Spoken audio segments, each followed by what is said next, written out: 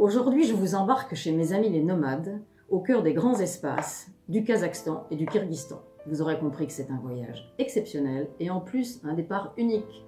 Donc nous partons le 22 juin et en plus nous sommes un petit groupe de 18. Alors comme il faut absolument que vous soyez de l'aventure, suivez-moi.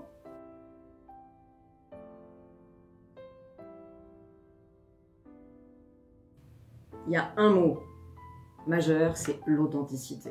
L'authenticité des rencontres, parce qu'on est vraiment en terre nomade, et puis une nature à 360 degrés qui est un véritable bonheur. J'ai eu le plaisir de faire ce voyage 2 fois. Et c'est vraiment des paysages magnifiques. Il y a pléthore de parcs nationaux, et c'est vraiment la meilleure manière de s'en mettre plein la vue que de traverser l'Asie centrale dans ces 2 pays. La valeur ajoutée de ce voyage, c'est tout faire au cours de l'itinéraire pour coller aux traditions, à la vie des hommes et à cette fameuse nature qui est vraiment un décor fabuleux. Après, il y a aussi l'hébergement, parce que c'est bien de rencontrer des gens, mais si on faisait un peu comme eux, ça serait quand même sympa. Alors on va passer un certain nombre de nuits dans des yourtes, qui est vraiment un habitat fabuleux, très confortable, contrairement à ce qu'on imagine. Mais on va aussi aller dans des guest houses, et puis chez l'habitant. Et ça, c'est la seule manière d'être dans les villages, dans les fins fonds des parcs nationaux, et ça c'est super. Et puis, même si c'est un peu kitsch, c'est quand même très authentique aussi.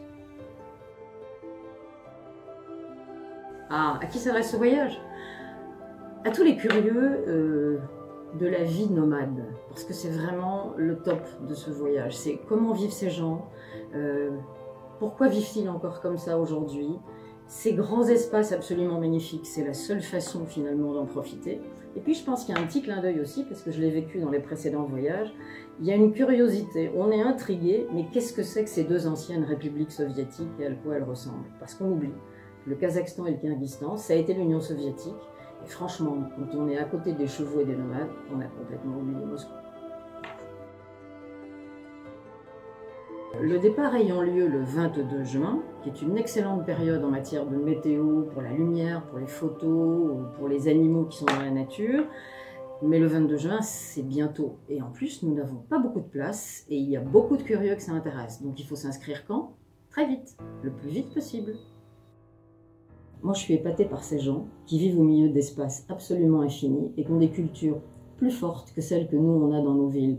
Alors la yourte chez l'habitant, le cheval, la charrette, la marche à pied, tout passe pour être à leur côté et s'en mettre plein la vue dans une nature qui est absolument somptueuse. Je suis sûre que vous aimerez.